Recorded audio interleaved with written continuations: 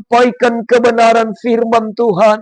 Engkau pakai, Engkau perlengkapi, supaya setiap kebenaran firman yang kami dengar benar-benar daripada Tuhan, untuk membawa kami lebih dekat kepadamu ya Tuhan. Terima kasih, segala gangguan, tipuanmu, lihat kuasa kegelapan yang coba-coba mengganggu pelayanan firman, mengganggu kami mendengar firman. Usir, tolak setiap pekerjaan gangguan kuasa kegelapan itu. Hanya di dalam nama Tuhan Yesus Kristus, iblis, setan, roh jahat, keluar. Darah Tuhan Yesus Kristus yang berkuasa. I the Lord really be come to the Son, the Lord really be shaken through the Lord.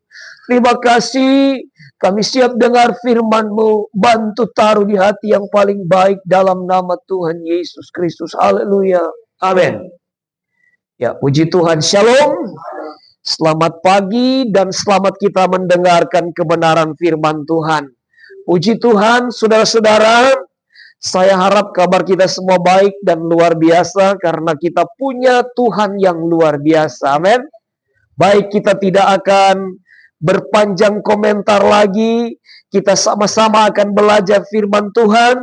Firman Tuhan masih tema yang sama, ibadah yang berkenan kepada Tuhan.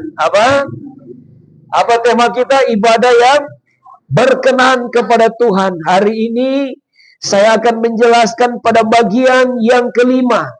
Ibadah yang berkenan kepada Tuhan adalah ibadah yang dilakukan di dalam ketaatan dan kesetiaan. Mari kita bangkit berdiri, kita baca firman Allah yang terambil di dalam Ibrani pasal yang ke-10 ayat yang ke-25. Kita akan menghormati pembacaan firman Tuhan, kita bangkit berdiri. Mari kita baca sama-sama Ibrani 10 ayat 25. Sama-sama 1, 2, 3. Janganlah engkau menjauhkan diri dari pertemuan-pertemuan ibadah kita, seperti dibiasakan oleh beberapa orang. Tetapi marilah kita saling menasihati dan semakin giat melakukannya menjelang hari Tuhan yang mendekat. Puji Tuhan, silakan duduk. Puji Tuhan, silakan duduk. Saya bacakan sekali lagi untuk Bapak Ibu Saudara-saudara, Ibrani 10 ayat yang ke-25.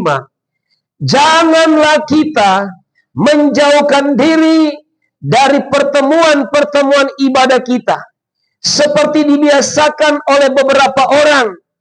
Tetapi marilah kita saling menasihati dan semakin giat melakukannya menjelang hari Tuhan yang mendekat. Haleluya. Bapak Ibu Saudara-saudara, memperhatikan apa yang sudah kita baca tadi. Ada banyak hal sebetulnya yang disampaikan oleh Paulus. Tetapi dua hal saja yang kemudian kita perhatikan. Pada bagian yang pertama Paulus katakan, janganlah kita menjauhkan diri dari pertemuan-pertemuan ibadah kita. Itu dia. Janganlah kita menjauhkan diri dari pertemuan-pertemuan ibadah. Jangan menjauhkan diri. Apalagi kemudian meninggalkan ibadah itu. Ya. Paulus katakan jangan menjauh. Menjauh saja Paulus sudah memberikan warning atau memberikan peringatan kepada mereka, supaya jemaat Tuhan jangan sampai menjauhkan diri dari ibadah-ibadah yang ada. Apalagi kemudian meninggalkan ibadah-ibadah yang ada. Yang kedua, Paulus katakan di bagian yang terakhir dikatakan, dan semakin giat melakukannya menjelang hari Tuhan yang mendekat. Ya, yang kedua Paulus katakan semakin giat justru beribadah kepada Tuhan menjelang kedatangan Tuhan yang semakin dekat. Kalau kita melihat situasi sekarang, kita melihat tanda-tanda akhir zaman, sudah digenapi. Sudah mulai digenapi. Bahkan saya katakan kita sudah ada di meterai yang keempat.